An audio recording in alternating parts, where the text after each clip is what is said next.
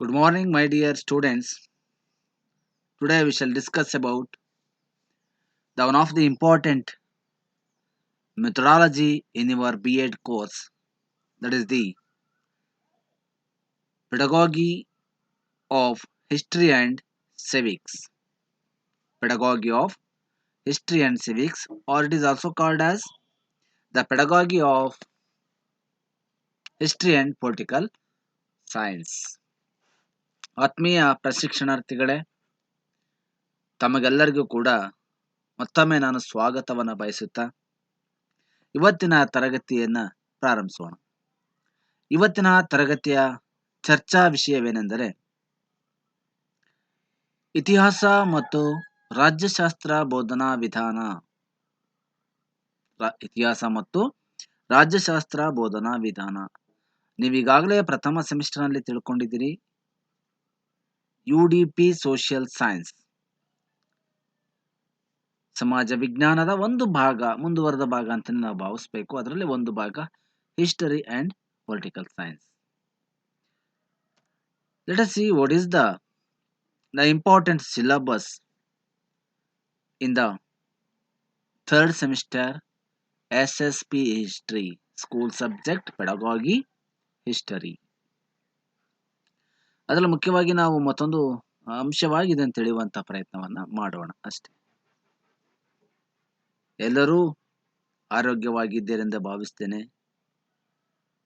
ಮತ್ತೆ ಬೇಗ ನಾವೆಲ್ಲರೂ ಕೂಡ ಇಂಟರಾಕ್ಟ್ ಆಗುವಂತಹ ಸಂದರ್ಭ ಬೇಗ ಬರಲಿ ಅಂತ ಭಗವಂತನೇ ಪ್ರಾರ್ಥಿಸ್ತಾ, ನಾವು ನಿಮ್ಮನ್ನ ನೋಡಬೇಕಾಗಿದೆ, ನೀವು ಕೂಡ ನಮ್ಮನ್ನ ನೋಡಬೇಕಾಗಿದೆ. ಆ ಹಿನ್ನೆಲೆಯಲ್ಲಿ ಈ ವಾತಾವರಣ ಬೇಗ ಬದಲಾವಣೆ ಆಗಲಿ ಅಂತ ಆಶಿಸ್ತಾ, ನಾನು ಮತ್ತೊಮ್ಮೆ ಈಗಾಗಲೇ ಒಂದು ಇದರ ಬಗ್ಗೆನೇ ಈ ಬುಕ್ ಅಂತ ಮಾಡಿದ್ದೆ. ಬಹುಶಃ ಅದೆಷ್ಟು ಜನರಿಗೆ ತಲುಪಿದೆಯೋ ಗೊತ್ತಾಗಿಲ್ಲ. ಆ ಕಾರಣಕ್ಕಾಗಿ ಮತ್ತೊಮ್ಮೆ ನಾನು ಇದನ್ನ ವಿಡಿಯೋ ಮಾಡಿ ತಮಗೆ ಕಳಿಸ್ತಾ ಇದ್ದೀನಿ. ಏನಾದರೂ ಫೀಡ್ಬ್ಯಾಕ್ಗಳಿದ್ದರೆ ತಾವುಗಳು ನಮಗೆ ನೀಡಬಹುದು. Okay, before going to that, it means to introduce the syllabus. Let us we know about the important objectives of the teaching subject. The important objectives of the teaching subject. Otherwise, it has no meaning regarding to the attain the any subject. ನಾವು ಯಾವುದೇ ಒಂದು ವಿಷಯ ವಸ್ತುವಿನ ಸಂಪೂರ್ಣ ಅರ್ಥ ಮಾಡ್ಕೊಳ್ಳದೆ ಹೋದ್ರೆ ಅಥವಾ ಸಂಪೂರ್ಣವಾಗಿ ಅದನ್ನ ತಿಳಿಯುವಂತ ಪ್ರಯತ್ನವನ್ನ ಮಾಡದೆ ಹೋದ್ರೆ ನಮಗ್ಯಾರಿಗೂ ಕೂಡ ಬೋಧನಾ ವಿಷಯದ ವಸ್ತುವಿನ ಪರಿಕಲ್ಪನೆಯ ಅರಿವು ಅರ್ಥ ಆಗಲಿಕ್ಕೆ ಸಾಧ್ಯತೆ ಆಗಲ್ಲ. ಅರ್ಥ ಆಯ್ತಾ? ಯಾರಿಗೂ ಕೂಡ ಅರ್ಥ ಆಗಲಿಕ್ಕೆ ಸಾಧ್ಯತೆ ಆಗೋದೇ ಇಲ್ಲ. ಆ ಹಿನ್ನೆಲೆಯಲ್ಲಿ ಈ ಪ್ರಯತ್ನವನ್ನ ನಾವು ಮಾಡಬೇಕಾಗುತ್ತೆ. Okay, let us see what are the objectives of the teaching history and political science. The first one is understand the nature of history and political science as a school subject. ಮೊದಲನೇದಾಗಿ ನಾವೆಲ್ಲ ಅರ್ಥಕೊಳ್ಬೇಕಾಗಿದೆ, ಇದು ಒಂದು ಶಾಲಾ ವಿಷಯ ವಸ್ತು. ಇದು ಒಂದು ಮುಖ್ಯವಾಗಿ ಶಾಲಾ ವಿಷಯ ವಸ್ತುವಾಗಿದೆ. ಹಾಗಾಗಿ ಅದರ ಸ್ವಭಾವವನ್ನ, ಇತಿಹಾಸದ ಸ್ವಭಾವವನ್ನ ಅಥವಾ ರಾಜ್ಯಶಾಸ್ತ್ರದ ಸ್ವಭಾವವನ್ನ ನಾವುಗಳು ಅರ್ಥ ಮಾಡಿಕೊಳ್ಳುವಂತ ಪ್ರಯತ್ನವನ್ನ ಮಾಡಬೇಕಾಗುತ್ತೆ. Articulate A conception of a history and political science. ಸಾಮಾನ್ಯವಾಗಿ ಒಂದು ವಿಷಯ ವಸ್ತುವಿನ ಅಥವಾ ಇತಿಹಾಸದ ಅಥವಾ ರಾಜ್ಯಶಾಸ್ತ್ರದ ವಿಷಯ ವಸ್ತುವಿನ ಆಳವನ್ನ ಅಥವಾ ಅದರ ಸ್ವಭಾವವನ್ನ, ಅದರ ಕಲಾತ್ಮಕತೆಯನ್ನ ಅರ್ಥ ಮಾಡಿಕೊಳ್ಳುವಂತ ಪ್ರಯತ್ನವನ್ನ ಮಾಡಬೇಕಾಗುತ್ತೆ. ಮೂರನೇದು correlate the history and political science with other subject. ಹೇಗೆ ಇತಿಹಾಸ ಆಗಲಿ ಅಥವಾ ರಾಜ್ಯಶಾಸ್ತ್ರಗಳಾಗಲಿ ಶಾಲೆಯ ಇತರ ವಿಷಯ ವಸ್ತುವಿನ ಜೊತೆ ಯಾವ ರೀತಿಯಾದ ಸಂಬಂಧವನ್ನು ಹೊಂದಿದೆ ಎಂಬುದನ್ನು ತಿಳಿಯುವ ಸಲುವಾಗಿ ಆದರೂ ಕೂಡ ನಾವು ಈ ಉದ್ದೇಶಗಳನ್ನ ತಿಳಿಯುವಂತ ಪ್ರಯತ್ನವನ್ನ ಮಾಡಬೇಕು. Understand the language of history and reconstruction of past. ಸಾಮಾನ್ಯವಾಗಿ ಇತಿಹಾಸದ ಭಾಷೆಯನ್ನ ಅರ್ಥ ಮಾಡ್ಕೊಳ್ಬೇಕು.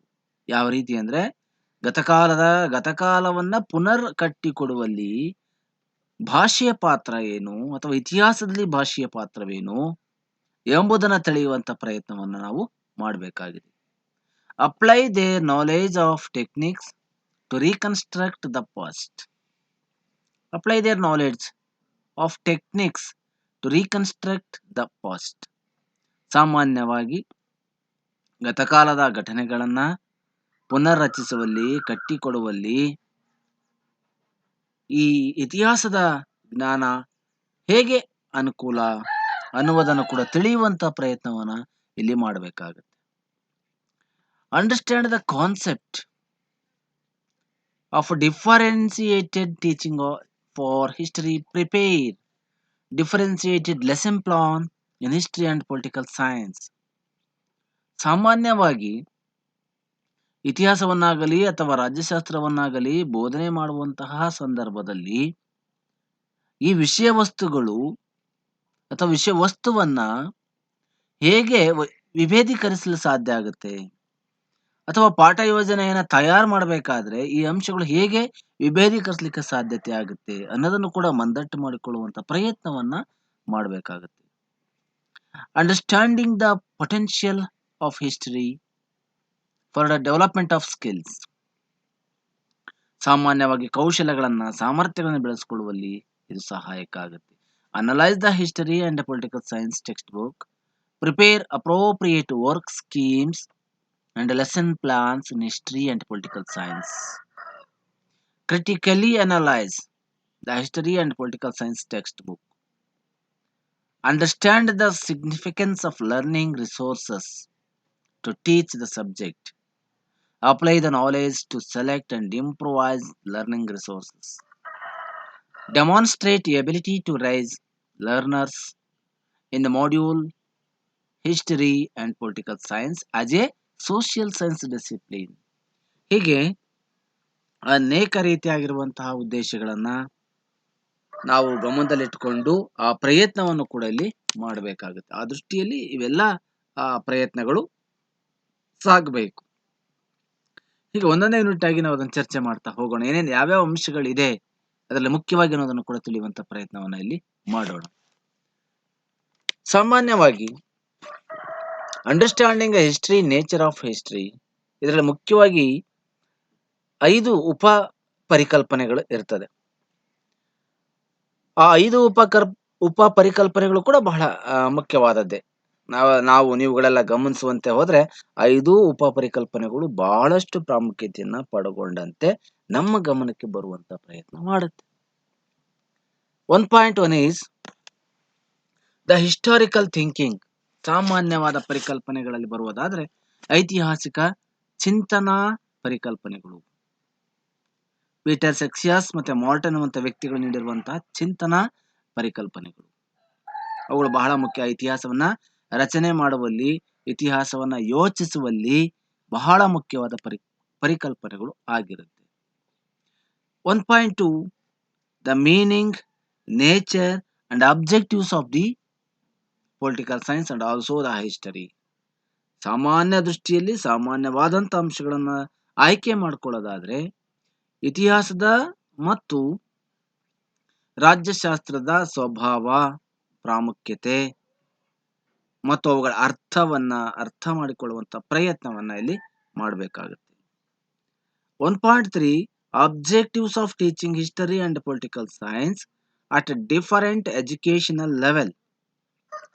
ಸಾಮಾನ್ಯವಾಗಿ ವಿವಿಧ ಶೈಕ್ಷಣಿಕ ಹಂತಗಳಲ್ಲಿ, ಉದಾಹರಣೆ ಪ್ರೈಮರಿ ಇರ್ಬೋದು, ಸೆಕೆಂಡರಿ ಇರ್ಬೋದು, ಕಾಲೇಜ್ ಹಂತಗಳಲ್ಲಿ ಇರ್ಬೋದು, ಅವೆಲ್ಲ ಹಂತಗಳಲ್ಲಿ ಏನಾಗುತ್ತೆ, ಶಿಕ್ಷಣದ ಅಥವಾ ಇತಿಹಾಸದ ಅಥವಾ ರಾಜ್ಯಶಾಸ್ತ್ರದ ಗುರಿಗಳ ಬದಲಾವಣೆ ಬೇರೆ ಬೇರೆ ರೀತಿಯಲ್ಲಿ ಇರುತ್ತೆ, ಬೇರೆ ಬೇರೆ ಆಗ್ತಾ ಇರುತ್ತೆ.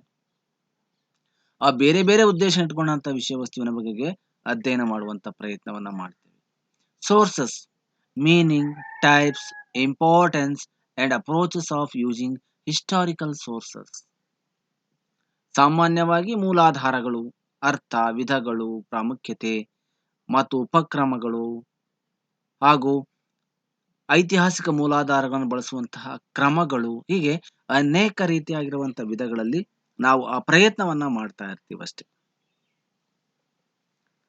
ಇನ್ನು historical importance regarding to the history text book.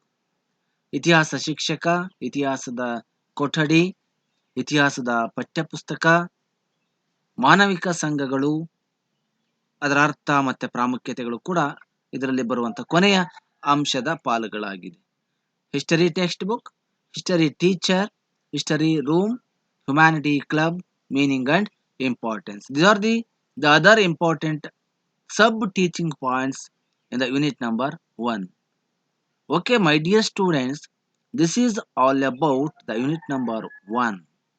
ಆತ್ಮೀಯ ಪ್ರಶಿಕ್ಷಣಾರ್ಥಿಗಳೇ, ತಾವೆಲ್ಲರೂ ಕೂಡ ಗಮನವಿಟ್ಟು ಕೇಳಬೇಕು. ಈ ಎಲ್ಲಾ ವಿಚಾರಗಳು 1ನೇ ಯೂನಿಟ್ನಲ್ಲಿ ಬರುವಂತಹ ಕೆಲವು ಉಪ ಪರಿಕಲ್ಪನೆಗಳು ಅಥವಾ ಪ್ರಧಾನ ಪರಿಕಲ್ಪನೆಗಳೇ ಆಗಿರುತ್ತೆ. ಆ ಹಿನ್ನೆಲೆಯಲ್ಲಿ ಇದರ ಪ್ರಯತ್ನವನ್ನ ನಾವು ಈಗ ಮಾಡ್ತಾ ಇದ್ದೇವೆ. Okay, let us see what is the other unit of the resource unit. ಹಾಗಾದ್ರೆ ಇದಕ್ಕೆ ಸಂಬಂಧಪಟ್ಟ ಹಾಗೇನೆ ಈ 2ನೇ ಯೂನಿಟ್ ಯಾವುದಿದೆ? Instructional design for history. Instructional design for history, ಸಾಮಾನ್ಯವಾಗಿ ಇತಿಹಾಸದ ಬೋಧನಾ ವಿನ್ಯಾಸಗಳು. ಇತಿಹಾಸದ ಬೋಧನಾ ವಿನ್ಯಾಸಗಳು ಅಲ್ಲಿ ಮುಖ್ಯವಾಗಿ ನೀವುಗಳೆಲ್ಲ ಮಾತಾಡೋದಾದ್ರೆ 2.1, 2.2, 2.3 ಹೀಗೆ 3 ಉಪ ಪ್ರಧಾನ ಪರಿಕಲ್ಪನೆಗಳು ಆ ಇತಿಹಾಸ ವಿಷಯ ವಸ್ತುವಿನಲ್ಲಿ ಅಡಗಿಕೊಂಡಿದೆ. ಸಾಮಾನ್ಯವಾಗಿ ಅದರಲ್ಲಿ ಪಾಠ ಯೋಜನೆ, ಪಾಠ ಯೋಜನೆಯ ಅರ್ಥ, ಪಾಠ ಯೋಜನೆಯ ವ್ಯಾಖ್ಯಾನಗಳು, ಪಾಠ ಯೋಜನೆಯ ಪ್ರಾಮುಖ್ಯತೆ ಮತ್ತು ಪಾಠ ಯೋಜನೆಯನ್ನ ರಚಿಸಬೇಕಾದ್ರೆ ಬಳಸುವಂತಹ ಹಂತಗಳು, ಹೀಗೆ ಆ ಅಷ್ಟು ವಿಧದ ಅಂಶಗಳನ್ನ ನಾವು ತಿಳಿಯುವಂತ ಪ್ರಯತ್ನವನ್ನ ಇಲ್ಲಿ ಮಾಡ್ತೀವಿ. ಇದರ ಜೊತೆಗೆ ಪಾಠ ಯೋಜನೆಗೆ ಸಂಬಂಧಪಟ್ಟಂತ ಕೆಲವೊಂದು ವ್ಯಾಖ್ಯಾನಗಳಿದೆ. ಕೆಲವೊಂದು ವ್ಯಾಖ್ಯಾನಗಳನ್ನ ಆಧಾರವಾಗಿಟ್ಟುಕೊಂಡು ಕೂಡ ನಾವು ಇತಿಹಾಸ ವಿಷಯ ವಸ್ತುವನ್ನ ತರಗತಿಯಲ್ಲಿ ಬೋಧನೆ ಮಾಡುವಂತ ಪ್ರಯತ್ನವನ್ನ ಇಲ್ಲಿ ಮಾಡಬಹುದು. 2.2 ಯೂನಿಟ್ ಪ್ಲಾನ್ ಸ್ಟೆಪ್ಸ್ ಫಾರ್ಮ್ಯಾಟ್.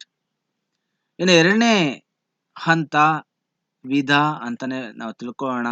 ಘಟಕ ಯೋಜನೆ, ಅದರ ಹಂತಗಳು ಮತ್ತೆ ಘಟಕ ಯೋಜನೆಯನ್ನು ರಚಿಸುವಂತಹ ಮಾದರಿಗಳು, ಫಾರ್ಮ್ಯಾಟ್. ಸಾಮಾನ್ಯ ದೃಷ್ಟಿಯಲ್ಲಿ ಘಟಕ ಯೋಜನೆ ಅರ್ಥ, ವ್ಯಾಖ್ಯೆ, ಗುಣಲಕ್ಷಣಗಳು ಹೇಗಿರುತ್ತೋ ಹಾಗೆಯೇ ಘಟಕ ಪರೀಕ್ಷೆ ಅದರ ಜೊತೆನೆ ಇರುತ್ತೆ. ಇಲ್ಲೂ ಸಹ ಘಟಕ ಯೋಜನೆ ಅರ್ಥ, ವ್ಯಾಖ್ಯೆಗಳು, ಘಟಕ ಯೋಜನೆಯ ಹಂತ ಮತ್ತು ಘಟಕ ಪರೀಕ್ಷೆಯ ಹಂತ, ಘಟಕ ಪರೀಕ್ಷೆಯನ್ನ ರಚಿಸುವಂತ ಅಂಶಗಳು, ಹೀಗೆ ಅನೇಕ ದೃಷ್ಟಿಯಲ್ಲಿ ನಾವು ಆಧಾರವಾಗಿಟ್ಟುಕೊಂಡು ಅವುಗಳನ್ನ ಬೋಧಿಸುವಂತ ಪ್ರಯತ್ನವನ್ನ ನಾವು ಮಾಡ್ತೇವೆ. ಇದರ ಜೊತೆ ಸಾಮಾನ್ಯವಾಗಿ ಇರುವಂತಹ ವಿಷಯ ವಸ್ತುಗಳ ಜೊತೆ ನಾವು ನೋಡೋದಾದ್ರೆ ನೀಲನಕಾಶೆ ಅಂತ ಬ್ಲೂ ಪ್ರಿಂಟ್ ಅಂತ ಹೇಳ್ತೀವಿ. ಆ ನೀಲನಕಾಶೆಯ ಆಧಾರದ ಮೇಲೆ ನಾವು ಘಟಕ ಪರೀಕ್ಷೆಯನ್ನ ಕಂಡಕ್ಟ್ ಮಾಡಬೇಕಾಗುತ್ತೆ. ಜೊತೆಗೆ ಘಟಕ ಯೋಜನೆಗಳನ್ನ ರೆಡಿ ಮಾಡಬೇಕಾಗುತ್ತೆ ಅಥವಾ ಪ್ರಶ್ನೆ ಪತ್ರಿಕೆಯನ್ನ ರೆಡಿ ಮಾಡಬೇಕಾಗುತ್ತೆ. ಯಾವುದ್ರ ಮೇಲೆ? ಬ್ಲೂ ಪ್ರಿಂಟಿನ ಆಧಾರದ ಮೇಲೆ. ಹಾಗಾಗಿ ಅವೆಲ್ಲಾ ವಿಷಯ ವಸ್ತುಗಳು ಕೂಡ ಒಂದಕ್ಕೊಂದು ಪೂರಕವಾಗಿರ್ತಕ್ಕಂಥ ಅಂಶಗಳು. ಯೂನಿಟ್ ಪ್ಲಾನ್ ಮತ್ತೆ ಯೂನಿಟ್ ಟೆಸ್ಟ್. ನೀವೆಲ್ಲರೂ ಕೂಡ 3rd ಸೆಮಿಸ್ಟರ್ ನಲ್ಲಿ ಸ್ಕೂಲಿಗೆ ಹೋಗಂಗಿದ್ದಿದ್ರೆ ಅಥವಾ ಹೋಗುವ ಚಾನ್ಸ್ ಏನಾದ್ರೂ ಸಿಕ್ಕಿದ್ರೆ ಎಲ್ಲರೂ ಕೂಡ ಅಲ್ಲಿ ಒಂದೊಂದು ಯೂನಿಟ್ ಅನ್ನ ಟೀಚ್ ಮಾಡಿ ನೀವೇ ಪ್ರಶ್ನೆ ಪತ್ರಿಕೆಯನ್ನ ತಯಾರು ಮಾಡಿ ಘಟಕ ಪರೀಕ್ಷೆಯನ್ನ ನೀವೇ ಮಾಡಬೇಕಾಗಿತ್ತು. ಘಟಕ ಪರೀಕ್ಷೆ ಆಧಾರದ ಮೇಲೆ ವಿದ್ಯಾರ್ಥಿ 25 ಅಂಕಗಳಿಗೆ ಘಟಕ ಪರೀಕ್ಷೆಯನ್ನ ಮಾಡಬೇಕಾಗಿತ್ತು. ಅವುಗಳ ಆಧಾರದ ಮೇಲೆ ಮಕ್ಕಳಿಗೆ ಅಂಕಗಳನ್ನ ನಿಗದಿ ಮಾಡುವಂತ ಪ್ರಯತ್ನವನ್ನು ಕೂಡ ತಾವು ಮಾಡಬಹುದಾಗಿತ್ತು. ಹೀಗೆ ಆ ಹಿನ್ನೆಲೆಯಲ್ಲಿ ನಾವು ಘಟಕ ಪರೀಕ್ಷೆಯನ್ನ ವಿನ್ಯಾಸ ಮಾಡ್ತೀವಿ. ನೀಲನಕಾಶೆ ಆಧಾರದ ಮೇಲೆ ವಿನ್ಯಾಸ ಮಾಡಿ ತರಗತಿಯಲ್ಲಿ ಅದನ್ನ ಕಂಡಕ್ಟ್ ಮಾಡುವಂತ ಪ್ರಯತ್ನವನ್ನ ಮಾಡ್ತೀವಿ. 2.3 ರಿಸೋರ್ಸ್ ಯೂನಿಟ್ ಸ್ಟೆಪ್ಸ್ ಫಾರ್ಮ್ಯಾಟ್. ಸಾಮಾನ್ಯವಾಗಿ ಸಂಪನ್ಮೂಲ ಘಟಕ, ಅದರ ಹಂತಗಳು ಮತ್ತು ಸಂಪನ್ಮೂಲ ಘಟಕವನ್ನ ರಚಿಸುವಂತಹ ಮಾದರಿಗಳು ಬಹಳ ಮುಖ್ಯ ಆಗಿರುತ್ತೆ. ಸಂಪನ್ಮೂಲ ಘಟಕವನ್ನು ರಚಿಸಬೇಕಾದ್ರೆ ಬಳಸುವಂತಹ ಮಾದರಿಗಳು, ಹಂತಗಳಾಗಲಿ ಬಹಳಷ್ಟೇ ಪ್ರಾಮುಖ್ಯತೆಯನ್ನು ಪಡ್ಕೊಂಡಂತ ಅಂಶಗಳು. ಸಾಮಾನ್ಯವಾಗಿ ಈ ಸಂಪನ್ಮೂಲ ಘಟಕ ಅಂದ್ರೆ ಈ ಘಟಕ ಯೋಜನೆಗಳಿಗೂ ಮತ್ತು ಪಾಠ ಯೋಜನೆಗಳಿಗೂ ವಿಸ್ತೃತವಾದ ರೂಪ ಅದು. ಅರ್ಥ ಆಯ್ತಾ? ಅವುಗಳಿಗಿಂತ ವಿಭಿನ್ನವಾದ ರೂಪದಲ್ಲಿ ಇರುತ್ತೆ. ಅದನ್ನ ನಾವು ತರಗತಿಗಳಲ್ಲಿ ಬಂದಾಗ ಅದನ್ನು ಚರ್ಚೆ ಮಾಡುವಂತ ಪ್ರಯತ್ನ ಕೂಡ ಮಾಡ್ತೀವಿ. ಅಲ್ಲಿ ಸಂಪನ್ಮೂಲ ಘಟಕ, ಅದರ ಹಂತಗಳು, ಅದರ ಒಂದು ಮಾದರಿ, ಇವೆಲ್ಲವೂ ಕೂಡ ಅಲ್ಲಿ ನಾವು ಚರ್ಚೆ ಮಾಡುವಂತಹ ವಿಚಾರಗಳೇ. ಮುಂದಿನ ತರಗತಿಯಲ್ಲಿ ಕೂಡ ನಾವು ಅದನ್ನು ಚರ್ಚೆ ಮಾಡುವಂತ ಪ್ರಯತ್ನವನ್ನ ಮಾಡೋಣ. Okay my dear students, this is all about the unit number 2, that is the instructional design for the history.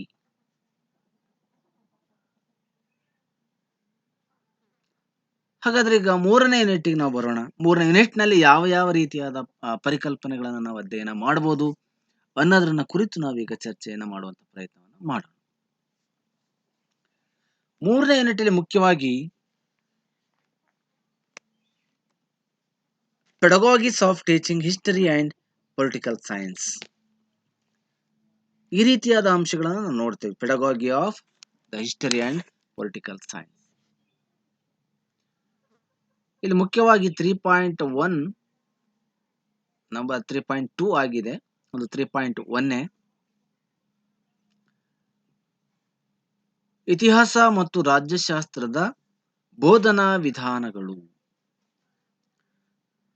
Here we have to know about what are the important methods of teaching, conventional methods of teaching or the modern methods of teaching.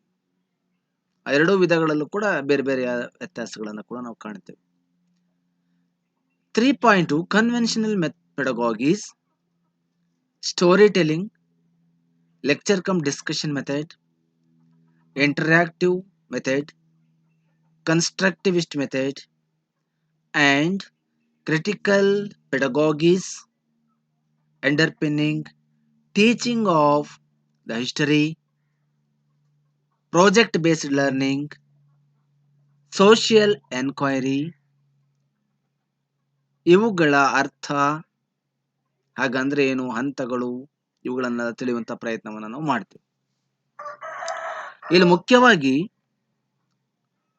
ಕಥನ ಪದ್ಧತಿ, ಉಪನ್ಯಾಸ ಪದ್ಧತಿ, ಚರ್ಚಾ ಪದ್ಧತಿ, ಉಪನ್ಯಾಸ ಚರ್ಚಾ ವಿಧಾನ, ಪರಸ್ಪರ ಅಂತರ್ ಸಂವಹನ ಪ್ರಕ್ರಿಯೆ ಹಂತಗಳು, ಸಂರಚನಾವಾದಿ ನೆಲೆಯಲ್ಲಿ ತಯಾರಾಗಿರುವಂತಹ ಬೋಧನಾ ವಿಧಾನಗಳು, ವಿಮರ್ಶಾತ್ಮಕ ಬೋಧನಾ ಶಾಸ್ತ್ರಗಳು, ಅದರ ಜೊತೆ ಸಾಮಾನ್ಯವಾಗಿ ಪ್ರಾಜೆಕ್ಟ್ ವಿಧಾನ ಅನ್ನುವಂಥದ್ದು ಬಹಳ ಮುಖ್ಯವಾಗಿರುವಂಥದ್ದು. ಪ್ರಾಜೆಕ್ಟ್ ಬೇಸ್ಡ್ ಲರ್ನಿಂಗ್, ಸಾಮಾಜಿಕ ಅನ್ವೇಷಣಾ ವಿಧಾನ ಬಹಳ ಮುಖ್ಯವಾಗಿರುವಂತಹ ವಿಧಾನದಲ್ಲಿ ಅದು ಕೂಡ ಒಂದು ಸಾಮಾಜಿಕ ಅನ್ವೇಷಣಾ ವಿಧಾನ. ಜೊತೆಗೆ ಇದರ ಗುಣಗಳು, ಮಿತಿಗಳು, ಹೀಗೆ ಅನೇಕ ರೀತಿಯಾಗಿರುವಂತಹ ವಿಧಗಳನ್ನ ನಾವು ಚರ್ಚೆ ಮಾಡುವಂತ ಪ್ರಯತ್ನವನ್ನ ಈ ಸಂದರ್ಭದಲ್ಲಿ ಮಾಡ್ತೇವೆ. ಇದರ ಜೊತೆ 3.2 ಕೋಆಪರೇಟಿವ್ ಲರ್ನಿಂಗ್ ಸ್ಟ್ರಾಟಜೀಸ್. ನನಗಾಗಲೇ ಇದನ್ನ ಈ ಬುಕ್ ಅಲ್ಲಿ ತಿಳಿಸಿರೋದ್ರಿಂದ ಹೆಚ್ಚಿನದಾಗಿ ಇದನ್ನ ವಿವರಣೆ ಮಾಡುವಂತ ಪ್ರಯತ್ನವನ್ನ ಮಾಡೋದಿಲ್ಲ. Cooperative learning strategies, think, pair, share, round robin, buzz ಸೌಂಡ್ಗಳು ಬಹಳ ಮುಖ್ಯವಾಗಿರುವಂತ ಕೆಲವು ವಿಷಯ ವಸ್ತುಗಳಾಗಿ ಅಲ್ಲಿ ಕಾಣಲಿಕ್ಕೆ ಸಾಧ್ಯತೆ ಆಗುತ್ತೆ. ಸಹಕಾರಯುತ ಕಲಿಕಾ ತಂತ್ರಗಳು ಅಂತ ಇದನ್ನು ಕರಿತೀವಿ. ನೀವು PTTA ನಲ್ಲಿ ನೋಡಿರ್ಬೋದು. ಫಸ್ಟ್ ಸೆಮ್ ನಲ್ಲಿ ಕೂಡ ನೀವು ಇದನ್ನು ಅಧ್ಯಯನ ಮಾಡಿದಿರಿ. Cooperative learning strategies, think, pair, share, round robin, buzz ಸಾಮಾನ್ಯವಾಗಿರುವಂತ ವಿಧಾನಗಳೇ ಅದು. ಆ ವಿಧಾನಗಳಲ್ಲೂ ಕೂಡ ಈ ಪ್ರಯತ್ನಗಳು ಹೆಚ್ಚು ಕಾಣ್ಲಿಕ್ಕೆ ಸಾಧ್ಯತೆ ಆಗುತ್ತೆ. ಇದರಲ್ಲಿ ಯೋಚಿಸು, ಜೋಡಿಸು, ಹಂಚಿಕೋ ಅಂತ ಒಂದು ವಿಧಾನವಿದೆ. ಹೆಚ್ಚು ಕಮ್ಮಿ ಇದು ಫಜಲ್ ಟೈಪ್ ಬರುವಂತದ್ದು. ಫಜಲ್ ನೋಡಿದ್ರಲ್ಲ ನೀವು, ಫಜಲ್ ಆ ಅಕ್ಷರ ಪದಬಂಧ ಯಾವ ರೀತಿ ಇರುತ್ತೋ, ಕ್ರಾಸ್ ವರ್ಡ್ ತರ ಇರುತ್ತೋ ಆ ತರದ ಒಂದು ತಂತ್ರ ಇದು. ಅದನ್ನ ಆ ತರದ್ದು ಮಾಡಿ ಮಕ್ಕಳಿಗೆ ಕಲಿಸುವಂತ ಒಂದು ಪ್ರಯತ್ನ cooperative learning strategies. Round robin ಅಂತ, ರೌಂಡ್ ಟೇಬಲ್ ಕಾನ್ಫರೆನ್ಸ್ ಹೇಗೆ ನಡೀತೋ ಆ ತರದ ಒಂದು ರೌಂಡ್ ರಾಬಿನ್ ಸುತ್ತ ಅಂತ ಇದೆ, ಹೆಸರೇ ಅದು, ರಾಬಿನ್ ನೇಮ್. ಆ ತರದ ಒಂದು ನಡೆಯುತ್ತೆ. ಬಜ್ ಅದೊಂದು ಟೆಕ್ನಿಕ್, ಕ್ವಶನ್ ಕ್ವಿಜ್ ಟೈಮಲ್ಲಿ ಬಳಸುವಂತ ಅಂಶಗಳು. ಇವೆಲ್ಲವೂ ಕೂಡ ವಿದ್ಯಾರ್ಥಿಗಳಿಗೆ ಇತಿಹಾಸ ಮತ್ತೆ ರಾಜ್ಯಶಾಸ್ತ್ರವನ್ನು ಕಲಿಯುವಲ್ಲಿ ಸಹಕಾರವನ್ನು ನೀಡುವಂತಹ ಅತ್ಯಮೂಲ್ಯವಾದ ಅಂಶಗಳಾಗಿ ಕಾರ್ಯವನ್ನು ನಿರ್ವಹಿಸುತ್ತೆ. ಇನ್ನು 3.4 ಬರೋಣ. ಲರ್ನಿಂಗ್ ರಿಸೋರ್ಸಸ್, ಕಲಿಕಾ ಸಂಪನ್ಮೂಲಗಳು, ಕಲಿಕಾ ಸಾಮಗ್ರಿಗಳು. ಮೊದಲೇ ಇದನ್ನ ಆಡಿಯೋ ವಿಜುವಲ್ ಏಡ್ಸ್ ಅಂತ ಕರಿತಾ ಇದ್ರು. ನಾವೆಲ್ಲ BEd ಮಾಡ್ಬೇಕಾದ್ರೆ ಹೆಡ್ಡಿಂಗೇ ಆಗಿತ್ತು, ಲರ್ನಿಂಗ್ ರಿಸೋರ್ಸಸ್ ಅಂತ ಇರಲಿಲ್ಲ, ಅದು ಆಡಿಯೋ ವಿಜುವಲ್ ಏಡ್ಸ್, ದೃಕ್ಶ್ರವಣೋಪಕರಣಗಳು ಅಂತ ಇದ್ಬಿಡೋದು. ಅದೇ ಟರ್ಮ್ ಇವಾಗ ಬದಲಾವಣೆ ಆಗಿದೆ ಅಷ್ಟೇ, ಲರ್ನಿಂಗ್ ರಿಸೋರ್ಸಸ್ ಅಂತ ಕೊಟ್ಟಿದ್ದಾರೆ, ಕಲಿಕಾ ಸಂಪನ್ಮೂಲಗಳು. ಇಲ್ಲಿ ಮುಖ್ಯವಾಗಿ ಕಲಿಕಾ ಸಂಪನ್ಮೂಲಗಳು ಅಂತ ಬಂದಾಗ ನಾವು ಅವುಗಳನ್ನು ಅರ್ಥ ಮಾಡಿಕೊಳ್ಳುವಂತ ಪ್ರಯತ್ನ ಕೂಡ ಇಲ್ಲಿ ಮಾಡಬೇಕಾಗುತ್ತೆ. ಇದರಲ್ಲಿ ಮುಖ್ಯವಾಗಿ ಯಾವ್ಯಾವ ವಿಧದಲ್ಲಿ, ಯಾವ ರೀತಿಯಲ್ಲಿ ಕಲಿಕಾ ಸಂಪನ್ಮೂಲಗಳು ಒಬ್ಬ ವ್ಯಕ್ತಿಗೆ ಅಥವಾ ವಿದ್ಯಾರ್ಥಿಗಳಿಗೆ ಸಿಗಲಿಕ್ಕೆ ಸಾಧ್ಯತೆ ಆಗುತ್ತೆ ಅನ್ನೋದನ್ನು ನೋಡುವಂತ ಪ್ರಯತ್ನವನ್ನು ಮಾಡಬೇಕು. What is the meaning of learning resources? Uses and importance. It may be the audio visual resources, audio resources, visual resources, or it may be the audio visual resources.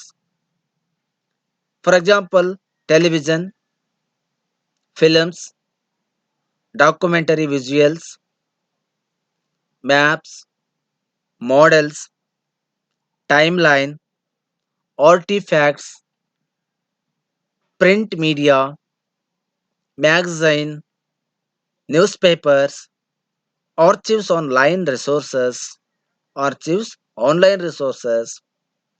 websites, virtual tour.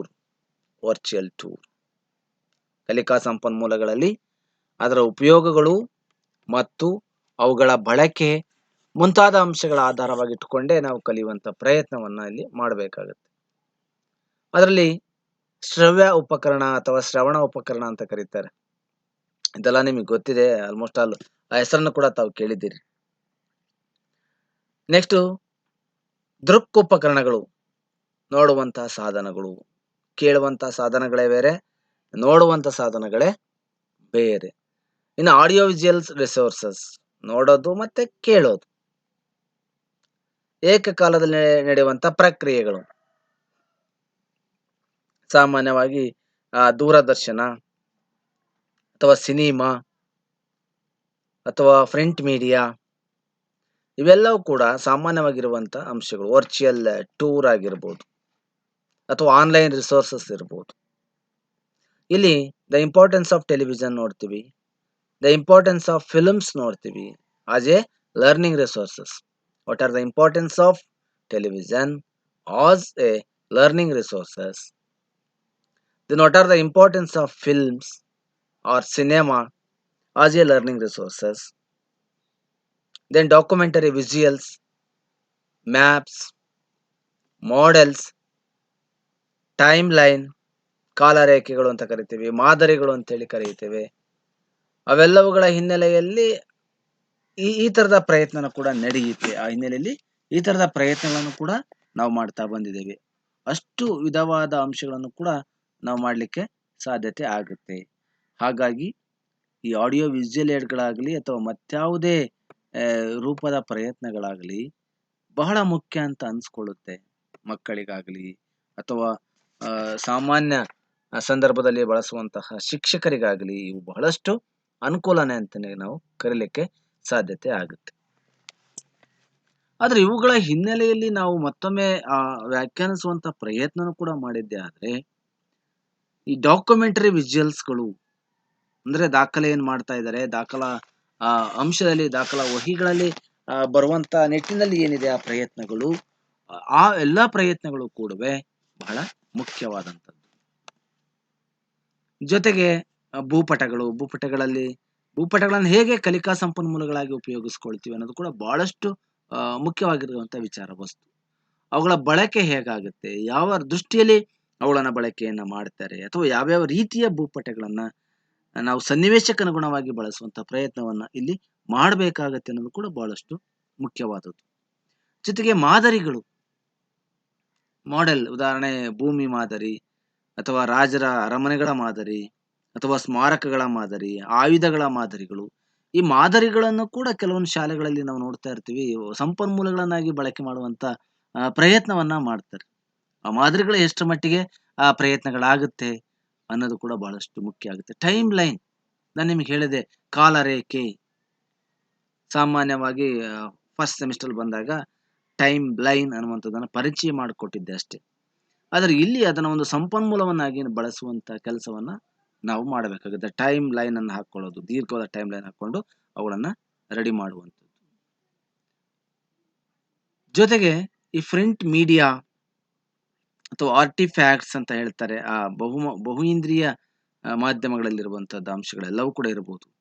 Magazine ಇರಬಹುದು, ಅಂದ್ರೆ ಸಂಚಿಕೆಗಳು, ಮಾಸಿಕ, ತ್ರೈಮಾಸಿಕ, ವಾರ್ಷಿಕ ಮ್ಯಾಗಝಿನ್ಗಳು. ವೃತ್ತಪತ್ರಿಕೆಗಳು ಕೂಡ learning resources, ಕಲಿಕಾ ಸಂಪನ್ಮೂಲಗಳೇ. ವೃತ್ತಪತ್ರಿಕೆ ಕೂಡ ಆ ರೀತಿಯಾದ ಒಂದು ಪಾತ್ರವನ್ನು ನಿರ್ವಹಿಸುವಂತ ಪ್ರಯತ್ನವನ್ನ ಅಲ್ಲಿ ಮಾಡುತ್ತೆ.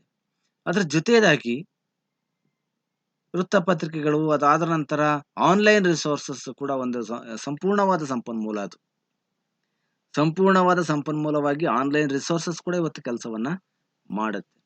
ಜೊತೆಗೆ ವೆಬ್ಸೈಟ್, ಏನ್ ಬೇಕ್ರಿ ವೆಬ್ಸೈಟ್ ಅಲ್ಲಿ ಎಂಥ ವಿಚಾರಗಳನ್ನ ನಾವು ತೆಗೆದುಕೊಳ್ಬಹುದು, ಇತಿಹಾಸಕ್ಕೆ ಸಂಬಂಧಪಟ್ಟಂತೆ, ಇತಿಹಾಸದ ಬೋಧನೆಗೆ ಸಂಬಂಧಪಟ್ಟಂತೆ, ಪ್ರಪಂಚದ ಇತಿಹಾಸಕ್ಕೆ ಸಂಬಂಧಪಟ್ಟಂತೆ, ಜಾಗತಿಕ ಇತಿಹಾಸಕ್ಕೆ ಸಂಬಂಧಪಟ್ಟಂತೆ, ರಾಷ್ಟ್ರದ ಇತಿಹಾಸಕ್ಕೆ ಸಂಬಂಧಪಟ್ಟಂತೆ ಏನೆಲ್ಲ ಸೋರ್ಸಸ್ಗಳು ಅದರಲ್ಲಿ ಸಿಗುತ್ತೆ ಅನ್ನೋದು ಕೂಡ ಬಹಳಷ್ಟು ಮುಖ್ಯವಾಗಿರುವಂತ ಒಂದು ವಿಚಾರ. ಆ ಹಿನ್ನೆಲೆಯಲ್ಲಿ ಆ ಪ್ರಯತ್ನವನ್ನು ಕೂಡ ಇಲ್ಲಿ ನಾವೆಲ್ಲ ಮಾಡಬೇಕಾಗುತ್ತೆ. ಅದರ ಜೊತೆಗೆ ವರ್ಚುವಲ್ ಟೂರ್ ಅನ್ನುವಂಥದ್ದು, ಈಗ this is the new approach ಏನೇ ಎಜುಕೇಶನ್ ಸಿಸ್ಟಮ್. ಸಾಮಾನ್ಯವಾಗಿ ವರ್ಚುವಲ್ ಟೂರ್, ಕ್ಲಾಸ್ ರೂಮ್ ಅಲ್ಲೇ ಲೈವ್ ಅನ್ನ ತೋರಿಸುವಂತ ಒಂದು ಪ್ರಯತ್ನ, ಕರ್ಕೊಂಡು ಹೋಗುವಂತ, ಅದನ್ನ ಎಕ್ಸ್ಪ್ಲೈನ್ ಮಾಡುವಂತಹ ಒಂದು ಪ್ರಯತ್ನ ಕೂಡ ಇತ್ತೀಚಿನ ದಿನಗಳಲ್ಲಿ ನಡೀತಾ ಇದೆ, ವರ್ಚುವಲ್ ಟೂರ್ ಅಂತೇಳಿ. ಇದೆಲ್ಲ ಕಂಪಲ್ಸರಿ ಇರುವಂಥದ್ದು. ಅದ್ರ ಬದಲಾಗಿ ನಾವು ಪ್ರವಾಸ ವಿಧಾನ ಅಂತಾನು ಕೂಡ ಅದನ್ನ ಕರೆಸ್ಕೊಳ್ಳುವಂತ ಪ್ರಯತ್ನ ಕೂಡ ಮಾಡ್ತಾರೆ. This is all about the detail syllabus regarding to the unit number 3. ಇಲ್ಲಿಯವರೆಗೆ ನಾವೇನು ನೋಡಿದ್ವಿ, ಮೊದಲನೇದು ಮತ್ತು ಎರಡನೇದು ಸಂಬಂಧಪಟ್ಟಂತೆ, ಎರಡನೇ ಯೂನಿಟ್ಗೆ ಸಂಬಂಧಪಟ್ಟಂತೆ ವಿಚಾರವನ್ನ ತಿಳಿಯುವಂತ ಪ್ರಯತ್ನವನ್ನ ನಾವು ಮಾಡಿದ್ವಿ. ಹಾಗೇನೆ ಅದರಲ್ಲಿರುವಂತ ವಿಷಯ ವಸ್ತುಗಳು ಕೂಡ ಬಹಳಷ್ಟು ಮುಖ್ಯವಾದದ್ದು ಅಂತಾನು ಕೂಡ ನಾವು ಗಮನಕ್ಕೆ ತೆಗೆದುಕೊಂಡಾಗ ಅನುಕೂಲ ಆಗುತ್ತೆ. 1ನೇ ಯೂನಿಟ್ ಅಲ್ಲಿ ಏನಿದೆ, 2ನೇ ಯೂನಿಟ್ ನಲ್ಲಿ ಏನಿದೆ, 3ನೇ ಯೂನಿಟ್ ನಲ್ಲಿ ಏನಿದೆ ಅನ್ನೋದು. Okay, this is the important aspect of the last concept. Submissions for internal assessment. Submission ಏನ್ ಮಾಡ್ಬೇಕಾಗತ್ತೆ ಇಲ್ಲಿ? ಸಾಮಾನ್ಯವಾಗಿ 1 ಟೆಸ್ಟ್ ಇದೆ, ನೀವು 1 ಟೆಸ್ಟ್ ಬರಿಬೇಕಾಗತ್ತೆ. ಈಗಾಗಲೇ ಬರ್ದಿದ್ದೀರಿ, 20 ಮಾರ್ಕ್ಸ್ಗೆ 40 ಮಾರ್ಕ್ಸ್ ಇತ್ತು ಅಂದ್ರೆ 20 ಮಾರ್ಕ್ಸ್ಗೆ ಕೊಡ್ತಾ ಇದೀವಿ. 1 ಸೆಮಿನಾರ್ 5 ಮಾರ್ಕ್ಸ್. 1 ಸೆಮಿನಾರ್ ಅನ್ನ ತಾವೆಲ್ಲರೂ ಕೂಡ ಆಯ್ಕೆ ಮಾಡ್ಕೊಳ್ಬಹುದು. ಆಯ್ಕೆ ಮಾಡ್ಕೊಂಡಿದ್ದನ್ನು ನಮ್ಮ ಜೊತೆ ಹಂಚಿಕೆ ಮಾಡಿಕೊಳ್ಳುವಂತ ಪ್ರಯತ್ನ ಕೂಡ ಮಾಡಬಹುದು. 1 ಸೆಮಿನಾರ್ 5 ಮಾರ್ಕ್ಸ್ ಇದೆ. ಟೋಟಲಿ 10 ಮಾರ್ಕ್ಸ್ಗೆ ಇಂಟರ್ನಲ್ ಅಸೆಸ್ಮೆಂಟ್ ಇರ್ತದೆ. ಇನ್ನ 40 ಮಾರ್ಕ್ಸ್ಗೆ ಥೆರಾಟಿಕಲ್ ಅಸೆಸ್ಮೆಂಟ್ ಇರುತ್ತೆ. ಆ ದೃಷ್ಟಿಯಲ್ಲಿ ಕೂಡ ನೀವು ಪ್ರಯತ್ನವನ್ನ ಇಲ್ಲಿ ಮಾಡಬೇಕಾಗುತ್ತೆ. ಈಗಾಗಲೇ ಕೆಲವರು ನಾನು ಈಗಾಗಲೇ ಕಳಿಸಿರೋ ಈ ಬುಕ್ಕಿನ ಆಧಾರದ ಮೇಲೆ ಕೆಲವರು ಸೆಮಿನಾರ್ ಟಾಪಿಕ್ ಅನ್ನ ಸಬ್ಮಿಟ್ ಕಳಿಸ್ತಾ ಇದ್ದೀರಿ. ಓಕೆ, ಆ ಹಿನ್ನೆಲೆಯಲ್ಲಿ ತಾವು ಒಳ್ಳೆ ಪ್ರಯತ್ನನೇ ಮಾಡ್ತಾ ಇದ್ರಿ. ಬಹಳಷ್ಟು ಮುಂಚೂಣಿಯಲ್ಲಿ ತಮ್ಮ ಕೆಲಸವನ್ನ ತಾವು ಮಾಡ್ತಾ ಇದ್ದೀರಿ. ಒಳ್ಳೆಯ ಸಾಧನೆ. ಹಾಗೇನೆ ಇದಕ್ಕೆ ಸಂಬಂಧಪಟ್ಟಂತ ಕೆಲವು ಅಂಶಗಳನ್ನು ಕೂಡ ನಮ್ಮ ಮುಂದೆ ಚರ್ಚೆ ಮಾಡುವಂತ ಪ್ರಯತ್ನ ಕೂಡ ನಾನು ಮಾಡ್ತಾ ಇರ್ತೀನಿ. ಓಕೆ, ಇದರೆಲ್ಲದರ ಜೊತೆ ಇವತ್ತು ನಾವು ಇಲ್ಲಿವರೆಗೆ ಇತಿಹಾಸ ಮತ್ತು ಪೌರನೀತಿ ಅನ್ನುವಂತ ವಿಷಯಗಳ ಜೊತೆ ವಿಷಯದಲ್ಲಿ ಬರುವಂತ ವಿಷಯಾಂಶಗಳ ಬಗೆಗೆ ಸಂಪೂರ್ಣವಾದ ಅಧ್ಯಯನವನ್ನ ಮಾಡ್ಕೊಂಡ್ವಿ ಅಂತ ಭಾವಿಸಬಹುದು. ಮೊದಲನೇ ಯೂನಿಟ್ ನಲ್ಲಿ ಏನಿರ್ತದೆ, 2ನೇ ಯೂನಿಟ್ ನಲ್ಲಿ ಏನಿರ್ತದೆ, ಹಾಗೂ 3ನೇ ಯೂನಿಟ್ ನಲ್ಲಿ ಇರುವಂತ ವಿಷಯಾಂಶಗಳು ಯಾವುದು, ಅದನ್ನ ಯಾವ ರೀತಿ ನಾವು ಅಧ್ಯಯನವನ್ನ ಮಾಡಬೇಕು ಅನ್ನೋ ದೃಷ್ಟಿಯಲ್ಲಿ ಇವತ್ತಿನ ಸಿಲಬಸ್ ತಮಗೆ ಪರಿಚಯ ಮಾಡಿಕೊಟ್ಟಿದೆ ಅಂತ ಹೇಳ್ತಾ, ಏನಾದರೂ ಡೌಟ್ಸ್ಗಳಿದ್ರೆ ನೀವು ನನಗೆ ಮೆಸೇಜ್ ಮಾಡ್ಬೋದು. ಗ್ರೂಪ್ ಇದೆ, MMC ಹಿಸ್ಟ್ರಿ ಗ್ರೂಪ್ ಅಂತ ಗ್ರೂಪ್ ಕ್ರಿಯೇಟ್ ಆಗಿದೆ. ಆ ಗ್ರೂಪಲ್ಲಿ ತಾವು ಆ ಮೆಸೇಜನ್ನು ಮಾಡಿ ಏನಾದರೂ ಡೌಟ್ ಇದ್ದರೆ ತಾವು ಕೇಳ್ಬೋದು, ಅಥವಾ ಫೋನ್ ಕಾಲ್ ಮಾಡಿ ಆದರೂ ಕೂಡ ತಾವು ತಮ್ಮ ಡೌಟ್ಗಳನ್ನು, ಸಮಸ್ಯೆಗಳನ್ನು ನನ್ನ ಜೊತೆ ಹಂಚ್ಕೊಳ್ಬೋದು. ಹಾಗೆಯೇ ಅದರ ಜೊತೆ ಇವತ್ತಿನ ಭೀಕರ ಪರಿಸ್ಥಿತಿಯಲ್ಲಿ ತಾವು ಬಹಳಷ್ಟು ಧೈರ್ಯದಿಂದ ಇರಿ, ಹಾಗೂ ಎಲ್ಲ ಸಮಸ್ಯೆಗಳನ್ನು ಅಚ್ಚುಕಟ್ಟಾಗಿ ಎದುರಿಸುವಂಥ ಪ್ರಯತ್ನವನ್ನು ಮಾಡಿ.